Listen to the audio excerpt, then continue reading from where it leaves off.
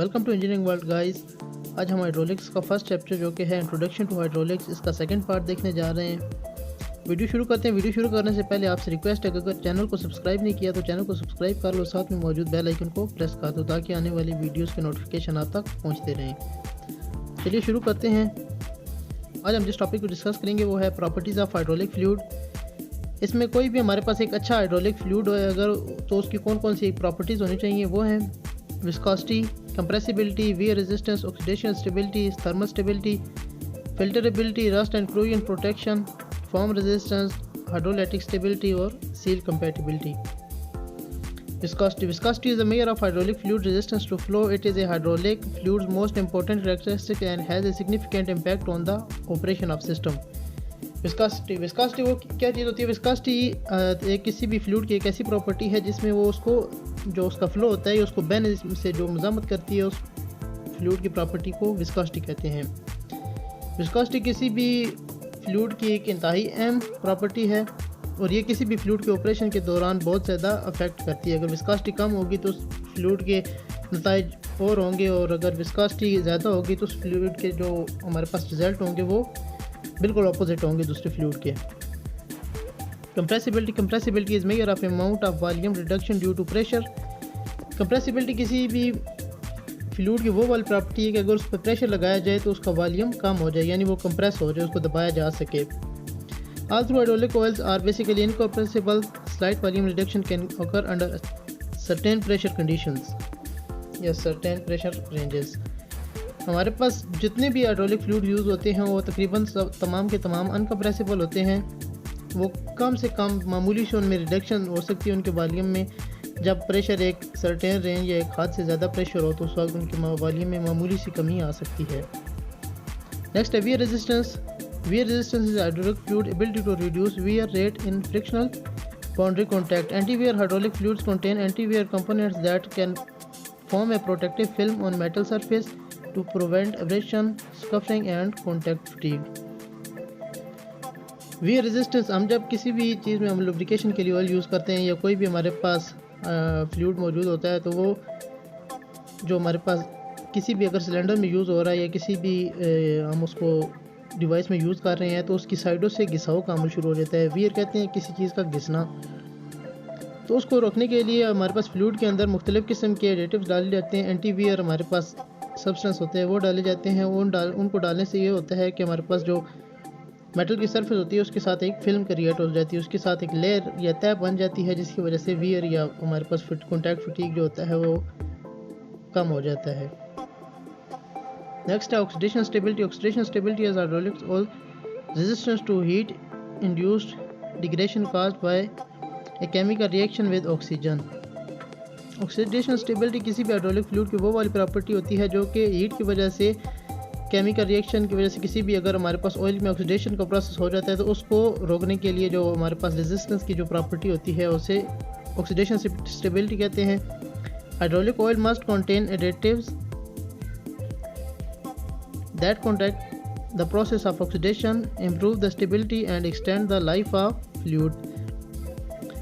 हमारे पास hydraulic oil में ऐसे ज़रात होते हैं, ऐसे एडिटिव मौजूद होते हैं जो कि ऑक्सीडेशन के प्रोसेस को कम करते हैं और किसी भी हमारे पास हाइड्रोलिक फ्लूइड की स्टेबिलिटी और उसकी लाइफ को इंक्रीज़ करते हैं। Without these additive the quantity of hydraulic fluid will detonate quickly. हमारे पास अगर ऐसे एडिटिव हाइड्रोलिक ऑयल में नहीं होंगे तो कोई भी हमारे पास फ्लूइड है उसके अंदर अगर ऐसे एडिटिव्स नहीं होंगे तो उसकी क्वालिटी जल्द से जल्द कम होना शुरू हो जाएगी, उसकी जो वर्किंग है या उसकी जो स्टेबिलिटी है वो कम हो जाएगी। नेक्स्ट है thermal stability. Thermal stability is the ability to resist break down at elevated temperature. Thermal stability किसी भी फ्लूइड की वो वाली प्रॉपर्टी है जिसमें वो एक सर्टेन हद से ज़्यादा टेम्परेचर को हो जाए तो उस पर वो ब्रेक डाउन हो जाता है, वो काम करना छोड़ देता है, उसकी जो फंक्शन होता है उस फंक्शन को अपने बेहतरीन तरीके से सर अंजाम नहीं दे सकता। Antiwear additives naturally degrade over time and this process can be accelerated at high temperatures. हमारे पास एंटीवियर जो हम यूज़ करते हैं एडिटिव एंटीवियर की जो हम सब्सटेंस उसके अंदर यूज़ करते हैं फ्लूइड के अंदर, वो कुदरती तौर पर आहिस्ता आहिस्ता डिग्रेड होते रहते हैं। मतलब उनके जो फंक्शन होता है या उनकी जो क्वालिटी होती है उसमें कमी आती रहती है। लेकिन अगर एक टेम्परेचर ज़्यादा होगा तो उनमें जल्दी से कमी आनी शुरू हो जाती है जिस वजह से हमारा जो फ्लूइड है वो थर्मोस्टेबल नहीं रहता। नेक्स्ट है filterability. Water can react with additive in hydraulic fluid forming oil insoluble material. These contaminants can participate from the lubricant and block filter valves and other components, resulting in decreased oil flow and system going on bypass. पानी जो होता है वो hydraulic oil में मौजूद additives के साथ react करता है और फॉर्मिंग ऑयल और इनसोल्युबल मटेरियल, इस तरह की चीज़ें हमारे पास गैर ज़रूरी चीज़ें क्रिएट हो जाती हैं। ये कंटामिनेट जो होते हैं लुब्रिकेशन और फिल्टर को ब्लॉक कर देते हैं, लुब्रिकेशन प्रोसेस को और फिल्टर को ब्लॉक कर देते हैं, वाल्व को, और जिसकी वजह से हमारा सिस्टम जो होता है वो बाईपास पे चला जाता है। Rust and fluid protection. In many system water can enter as condensation और contamination and mix with hydraulic oil. हमारे पास बहुत सारे ऐसे सिस्टम होते हैं जिनमें पानी किसी भी तरीके से वो कंडेंसेशन हो या कंटामिनेशन हो, इन प्रोसेस के ज़रिए पानी किसी ना किसी तरह ऑयल हाइड्रोलिक ऑयल में शामिल हो जाता है। Water can cause rusting of hydraulic components. हमारे पास जो पानी उसके अंदर शामिल हो जाएगा हाइड्रोलिक ऑयल के अंदर, तो जब वो पानी किसी भी हमारे पास जितने भी हाइड्रोलिक कंपोनेंट्स हैं उनको जंग लगाना शुरू कर देगा।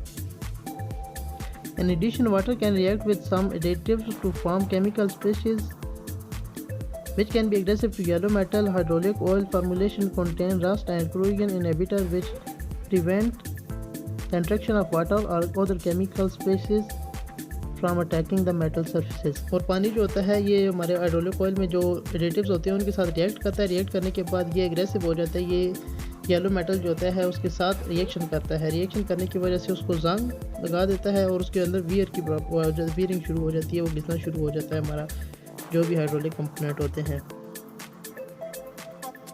Foam resistance. Foam result from air और gas becoming enter in hydraulic fluid. Air enter a hydraulic system through the reservoir or through air leaks with the system. हमारे पास कोई भी हाइड्रोलिक फ्लूइड है उसके अंदर जब एयर शामिल होती है तो उसके एयर के बबल्स बनना शुरू हो जाते हैं। एयर मुख्तलिफ रास्तों से शामिल हो सकती है, जैसे कि हाइड्रोलिक सिस्टम थ्रू, हमारे पास एयर रिजर्वायर के थ्रू भी शामिल हो सकती है। अगर हमारे पास सिस्टम में किसी किस्म की लीकेज है तो वहाँ से भी एयर एंटर हो सकती है। Hydraulic fluid under high pressure can contain a large volume of dissolved or disappeared air bubbles. Hydraulic oil जो होता है वो जब हाई प्रेशर में होता है तो उसके अंदर बहुत सारे बबल्स या डिसअपीयर्ड एयर बबल मौजूद होते हैं। when this fluid is depressurized the air bubbles expand and produce foam. अब जब प्रेशराइज होंगे तो वो बबल की फॉर्म में होंगे। जब उनको एक्सपेंड किया जाएगा, जब उसको हमारे पास जो सिस्टम है उसको डिप्रेशराइज किया जाएगा तो बबल टूट जाएंगे और फोम क्रिएट हो जाएगी। Because of its compressibility and poor lubrication properties, foam can seriously affect the operation and lubrication of machinery. जब फोम शामिल हो जाएगी हमारे पास किसी भी लुब्रिकेटिंग ऑयल में तो उसकी जो कंप्रेसिबिलिटी है वो कम हो जाएगी, मतलब उस फ्लूइड को कंप्रेस किया जा सकेगा। इसके साथ साथ जो लुब्रिकेशन की प्रॉपर्टी है वो भी उस ऑयल की कम हो जाएगी। When hydraulic fluids come into contact with water, the water can interact with the additive system of the hydraulic oil, resulting in the formation of acids. जब पानी एडिटिव्स के साथ हाइड्रोलिक ऑयल में शामिल होता है और उसके एडिटिव्स के साथ रिएक्ट करता है, रिएक्ट करने के बाद वो उनको एसिड में कन्वर्ट करता है। Hydraulic fluid that lack hydrolytic stability hydrolysed in the presence of water to form oil insoluble inorganic salt that can block filters and valves inhibiting oil flow. जब एसिड बन जाता है तो अगर हमारे पास ऐसा हाइड्रोलिक फ्लूइड होगा जो कि हाइड्रोलिक ऑयल ऐसा होगा जिसमें हाइड्रोलैटिक स्टेबिलिटी नहीं होगी तो उसके साथ कन्वर्ट होकर के वो उसके साथ रिएक्ट करेगा। रिएक्ट करने के बाद इसको इन सोलुबल साल्ट में कन्वर्ट कर देगा। जब साल्ट में कन्वर्ट करेगा, जब हमारे पास जो फ्लूइड है वो फ्लो करेगा, फ्लो करने के दौरान वो जो साल्ट है वो फिल्टर्स और वाल्व्स वगैरह को ब्लॉक कर देगा। Seal compatibility. Leaking hydraulic fluid can cause many issues from simple housekeeping problem to more serious safety concern and lubrication failure.